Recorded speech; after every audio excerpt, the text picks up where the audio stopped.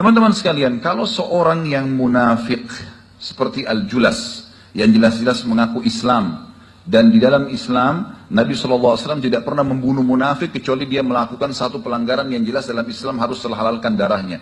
Sampai beberapa kali Umar radhiyallahu anhu ingin menebas lehernya Abdullah bin Abi Salul, pimpinan orang munafik.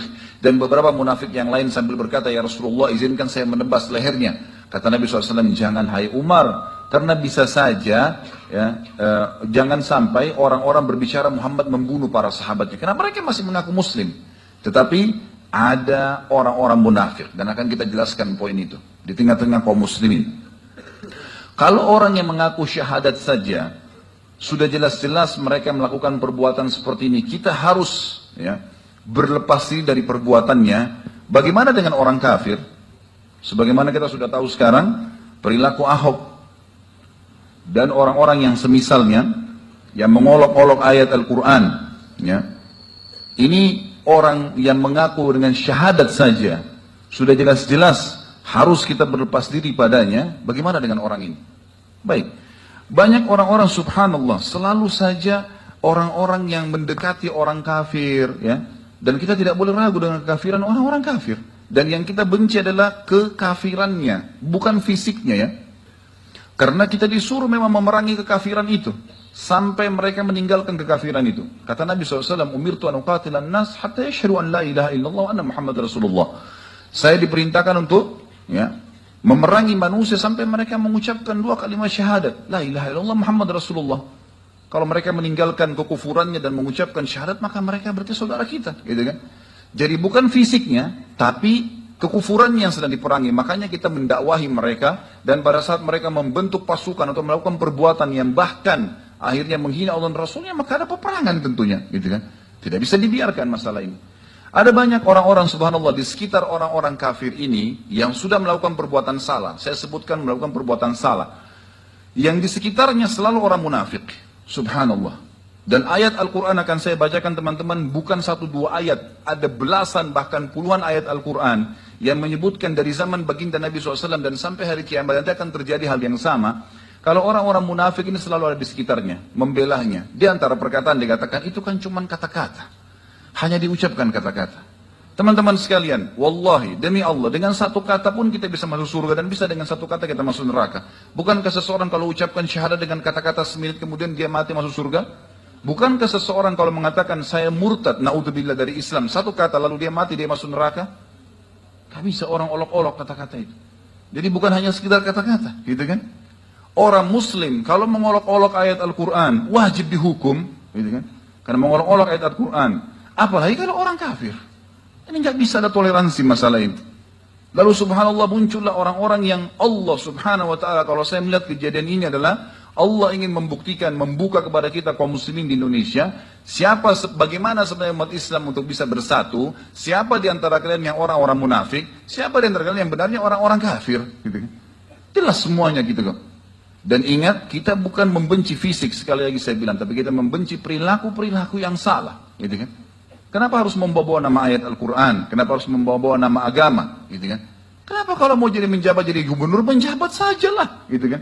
Cari jalan. Kenapa harus mengatakan umat Islam dibohongi dengan ayat Al-Quran? Sama teman-teman sekalian kejadiannya. Kalau saya mengatakan, jangan makan babi. Karena surah Al-Ma'idah ayat 3 mengharamkan babi. Ada penjual babi mengatakan, Khalid Basalamah itu membohong-bohongi kalian, jangan didengar. Hah? Itu ayat Al-Ma'idah ayat 3 itu jangan didengar, itu dibohongin. Hah? Sama saja. Al-Ma'idah ayat 90 menjelaskan masalah pengharaman khamr misalnya, gitu kan. Baik, saya bilang nggak boleh minum khamr, Allah melarangnya. Lalu penjual-penjual khamr itu pada berkata, itu dibohongin tuh dengan ayat Al-Quran. Al-Ma'idah 90. Bobotnya kalimat ini berat sekali. Ini kalau di zaman Nabi SAW, apalagi ada Umar bin Khattab, sudah melayang semua lehernya ini. Loh, ini orang-orang seperti ini sudah nggak bisa ngomong gitu. Pernah ada orang munafik datang di zaman Nabi, di zaman Umar, di zaman Nabi SAW. Munafik ini sama orang kafir, sama orang Yahudi dua-duanya. Datang si munafik ini ngaku muslim, tapi Nabi SAW tahu orang ini munafik. Dia datang, pernah utang sama seorang Yahudi, kemudian dia tidak mau bayar. Tiba-tiba tidak mau bayar. Lalu kemudian si Yahudi ini mengatakan, saya akan keruhkan kamu kepada pimpinan kamu, kaum muslimin. Dia bilang, halus saja. Nggak masalah. Gitu kan? Memang orang munafik. Tidak sama orang kafir, tidak sama orang beriman. Allah mengatakan dalam surah An-Nisa, mudabdabina baina dzalik. La ilaha ula wa la ilaha ula. Sifatnya orang munafik, mudabdab. Mudabdab itu kayak tidak jelas statusnya. Bisa sekali sama orang beriman, bisa sekali sama orang kafir. Yang penting bisa jilat sana, jilat sini. Gitu kan? Maka tidak kepada ini, tidak kepada kelompok itu.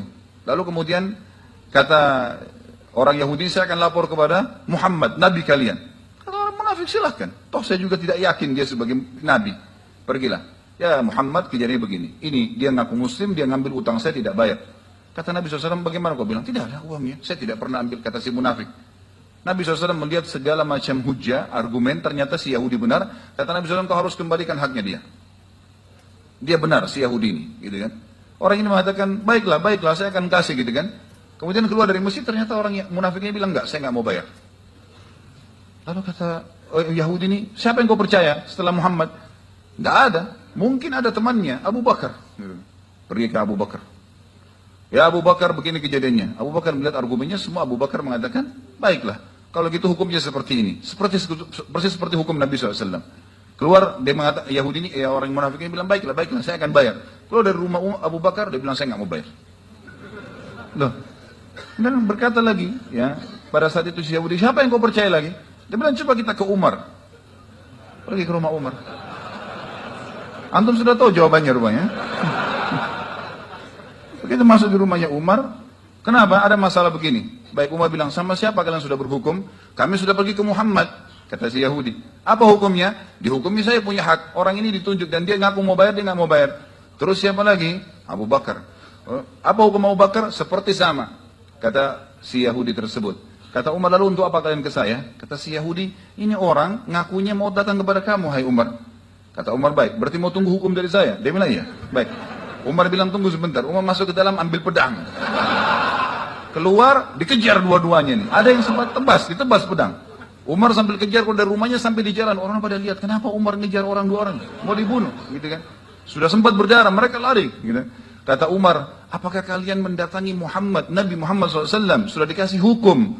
Datang kepada Abu Bakar, manusia terbaik setelah ya Nabi SAW, lalu memberikan hukum, lalu datang kepada saya, ini hukum saya. Gitu.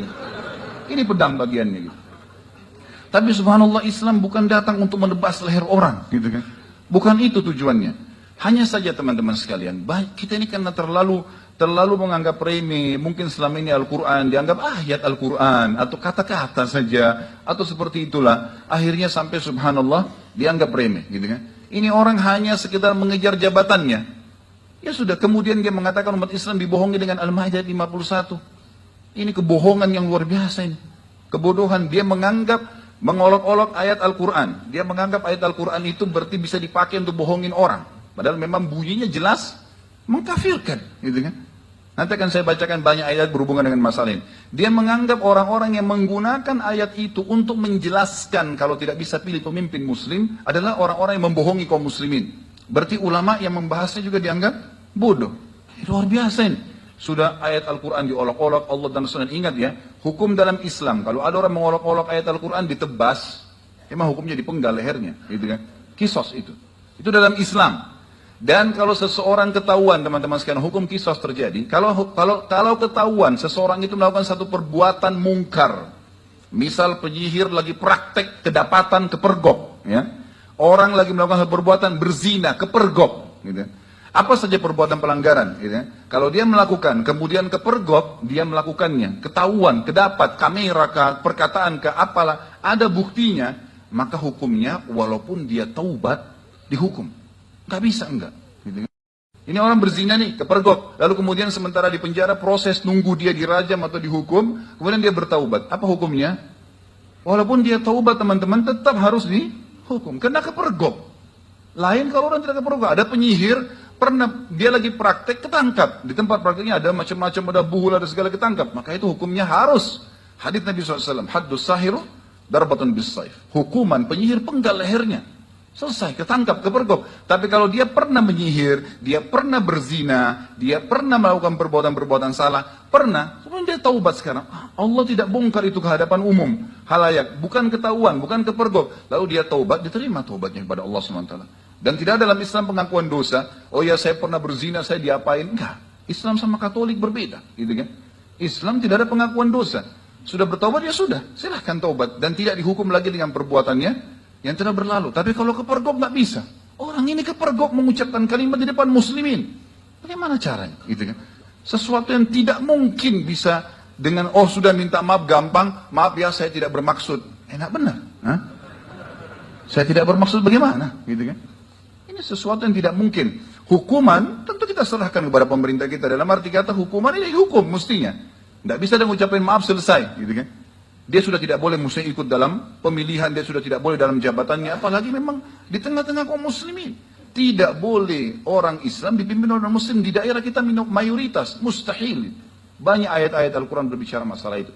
Kalau ada orang-orang munafik di sekitarnya, muncul orang-orang munafik, subhanallah kelihatan hidung-hidungnya. Mulai muncul sekarang. Oh, Islam itu hanya sebuah histori. Saya baca sebuah sejarah. Ini orang mestinya keluar dari Islam. Hah? Tak usah jadi Muslim. Tinggal di sana, tinggal di sini. Ini ayat Al-Quran, ngolok-ngolok hadis-hadis Nabi SAW. Lalu terakhir pendapatnya apa? Saya tidak mengolok-olok Al-Quran dan hadis. Terus apa tadi yang kamu bilang itu? Hah? Tidak olok-olok seperti apa? Gitu. Dianggap Islam sudah tidak ada relevan lagi dengan waktu, dengan zaman. Gitu kan? Kemudian dibahaslah masalah menerima maaf. Menerima maaf oke saja. Kita terima maaf. Tapi hukum diterapkan. Nggak ada ceritanya itu. Ya. Nggak bisa main-main dengan masalah begini. Karena kalau tidak akan ke depannya, terus-menerus akan terjadi seperti ini. Dan subhanallah, saya tidak melihat kecuali ini adalah kebaikan bagi kaum muslimin. Karena umat Islam justru disatukan oleh Allah yang Maha Tinggi dalam umat Indonesia dengan perkataan orang ini. Gitu. Allah subhanahu wa ta'ala malah menyatukan muslimin, menyadari tentang pentingnya masalah agama mereka.